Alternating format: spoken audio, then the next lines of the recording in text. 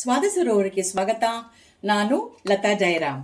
ನಮಸ್ಕಾರಗಳು ವೀಕ್ಷಕರೇ. ಇವತ್ತು ನಾನು ಬದನೆಕಾಯಿ ಗೊಜ್ಜು ಮಾಡಿದ್ದೀನಿ. ಆದರೆ ಇದೊಂದು ವಿಶೇಷ ಶೈಲಿಯಲ್ಲಿ ಮಾಡಿದ್ದೀನಿ. ಇವತ್ತು ನಾನು ಮಾಡಿರೋ ಹಸಿರು ಬದನೆಕಾಯಿ ಗೊಜ್ಜು ಅಯ್ಯಂಗಾರ್ಸ್ ಅಂತ ಗೊತ್ತಲ್ಲ ನಿಮ್ಮೆಲ್ರಿಗೂ. ಅದರೊಳಗೆ ಹೆಬ್ಬಾರ್ ಅಯ್ಯಂಗಾರ್ ಅಂತ ಇರ್ತಾರೆ. ಸೊ ಇದು ಹೆಬ್ಬಾರ್ ಅಯ್ಯಂಗಾರ್ ಶೈಲಿಯ ಬದನೆಕಾಯಿ ಗೊಜ್ಜು. ಸುಲಭವಾಗಿ ಮಾಡ್ಕೋಬಹುದು, ಆರೋಗ್ಯಕ್ಕೆ ಬಹಳ ಒಳ್ಳೆಯದು. ಜಾಸ್ತಿ ಟೈಮ್ ತಗೊಳ್ಳಲ್ಲ ಮಾಡೋಕ್ಕೆ. ಇದಕ್ಕೆ ಹುರ್ಕೋಬೇಕು, ಪುಡಿ ಮಾಡ್ಕೋಬೇಕು ಅನ್ನೋದು ಏನೂ ಬೇಕಾಗಿಲ್ಲ. ಬರೀ ಹಸಿ ಪದಾರ್ಥಗಳು ರುಬ್ಕೊಂಡು ಆಮೇಲೆ ಬದನೆಕಾಯಿ ಜೊತೆಗೆ ಸೊಯ್ರಿ ಕುದಿಸ್ಬಿಟ್ರೆ ಬದನೆಕಾಯಿ ಗೊಜ್ಜು ರೆಡಿ ಆಗೋಗುತ್ತೆ. ಹೇಗೆ ಮಾಡೋದು ಅಂತ ನಾನು ನಿಮಗೆ ಒಂದೊಂದು ಸ್ಟೆಪ್ ಆಗಿ ತೋರಿಸ್ತೀನಿ.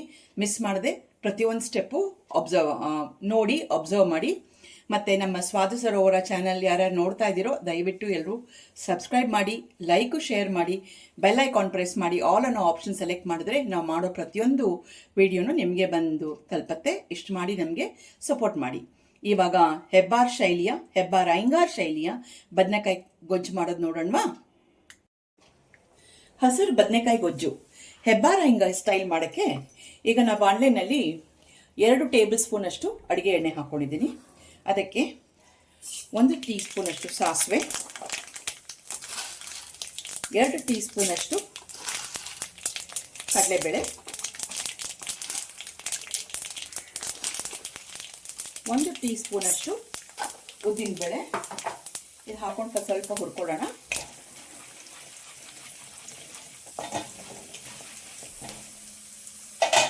ಇವಾಗ ಒಂದು 5 ಎಸಳು ಕರಿಬೇವು ತೊಳ್ಕೊಂಡು ಕಟ್ ಮಾಡಿ ಇಟ್ಕೊಂಡಿದ್ದೀನಿ.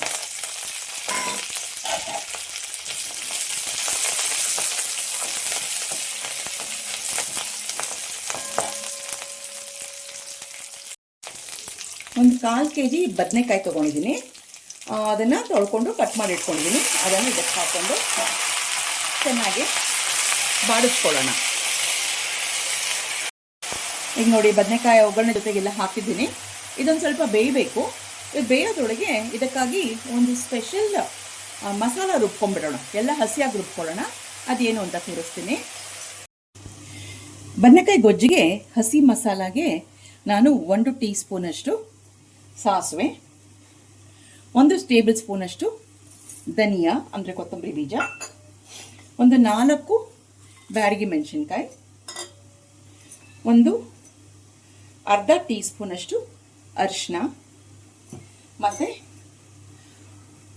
ಅರ್ಧ ಹೋಳಷ್ಟು ತೆಂಗಿನಕಾಯಿ. ಅಂದರೆ ಅರ್ಧ ಹೋಳಲ್ಲಿ ಒಂದು ಸ್ವಲ್ಪ ತೆಂಗಿನಕಾಯಿ ಪೀಸ್ ಸ್ಲೈಸ್ ಮಾಡಿ ಇಟ್ಕೊಂಡಿದ್ದೀನಿ. ಇದಕ್ಕೊಂದು ಸ್ವಲ್ಪ ನೀರು ಹಾಕಿಬಿಟ್ಟು ಇದು ನುಣ್ಣಿಗೆ ರುಬ್ಕೊಂಡ್ಬಿಡೋಣ.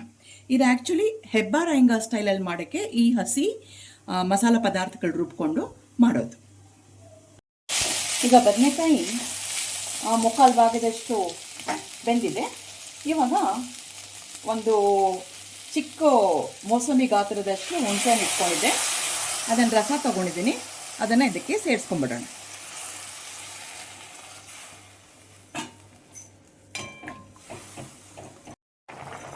ಬದನೆಕಾಯಿ ಮತ್ತು ಹುಣಸೆ ಹಣ್ಣಿನ ಮಿಶ್ರಣ ಚೆನ್ನಾಗಿ ಕುದೀತಾ ಇದೆ.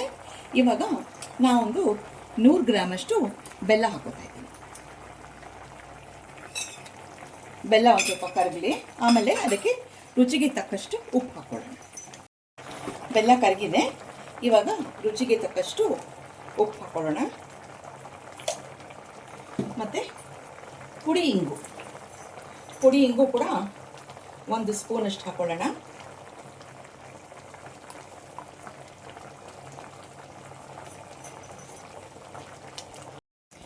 ಇವಾಗ ನಾವೇನು ಮಿಕ್ಸರ್ ಜಾರಿಗೆ ಹಸಿ ಪದಾರ್ಥಗಳು ಹಾಕಿ ಎಲ್ಲ ರುಬ್ಬಿಟ್ಕೊಂಡಿದ್ವಲ್ಲ, ಅದನ್ನೆಲ್ಲ ಇದಕ್ಕೆ ಸೇರಿಸ್ಕೊಂಡ್ಬಿಡೋಣ. ಹಸಿ ಪದಾರ್ಥ ಆಗಿರೋದ್ರಿಂದ ಇದ್ರ ಜೊತೆಗೆ ಸೇರಿ ಸ್ವಲ್ಪ ಚೆನ್ನಾಗಿ ಕುದಿಬೇಕು. ಜಾರ್ಗೂ ಒಂದು ಸ್ವಲ್ಪ ನೀರು ಹಾಕ್ಕೊಂಡು ಎಲ್ಲ ಜೊತೆಗೆ ಮಿಕ್ಸ್ ಮಾಡ್ಕೊಂಡ್ಬಿಡೋಣ.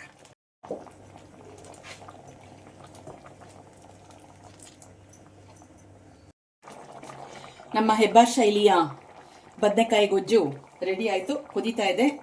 ಎಲ್ಲ ಫೈನಲ್ ಆಯಿತು ನೋಡಿ. ಇದು ಮಾಡ್ಕೊಳ್ಳೋದು ಸುಲಭ. ಚಪಾತಿ ಜೊತೆಗೆ ಒಳ್ಳೆ ಕಾಂಬಿನೇಷನ್ ಇದು. ಊಟ ಮಾಡಬೇಕಾದ್ರೆ ಅನ್ನದ ಜೊತೆ ಕಲ್ಸ್ಕೊಳ್ಳೋಕ್ಕೂ ಚೆನ್ನಾಗಿರುತ್ತೆ. ಸುಲಭವಾಗಿ ಮನೇಲಿ ಮಾಡ್ಕೋಬೋದು. ಶ್ರಮ ಏನೂ ಇಲ್ಲ. ಇದು ಸುಲಭವಾಗಿ ಬೇಗನೆ ಆಗೋಗುತ್ತೆ. ಒಂದು 10 ಮಿನಿಟ್ಸ್ ಒಳಗೆ ಆಗೋಗುತ್ತೆ. ಸೊ ಎಲ್ಲರೂ ಇದನ್ನು ಮನೆಯಲ್ಲಿ ಟ್ರೈ ಮಾಡ್ತೀರಾ ಅಂತ ಅಂದ್ಕೊಂಡಿದ್ದೀನಿ. ಆದರೆ ಇದೇ ಪುಡಿಗಳೇನೂ ಹಾಕಿಲ್ಲ. ಇದು ಹೆಬ್ಬಾರ್ ಶೈಲಿ ಆಗಿರೋದ್ರಿಂದ ನಾವು ಎಲ್ಲ ಹಸಿ ಪದಾರ್ಥಗಳು ಹಾಕಿ ರುಬ್ಬಿ ಇವಾಗ ಕುದಿಸ್ತೀವಿ. ಈ ಕುದಿಸಿರೋದ್ರಿಂದ ಹಸಿ ವಾಸನೆ ಎಲ್ಲ ಹೋಗಿರುತ್ತೆ. ಇಷ್ಟು ಹೇಳಿ ನನ್ನ ಈ ವಿಡಿಯೋನ ಮುಗಿಸ್ತಾ ಇದ್ದೀನಿ. ಮುಂದಿನ ವಿಡಿಯೋ ಸಿಗೋಣ. ಅಷ್ಟವರೆಗೂ ನಮಸ್ಕಾರಗಳು.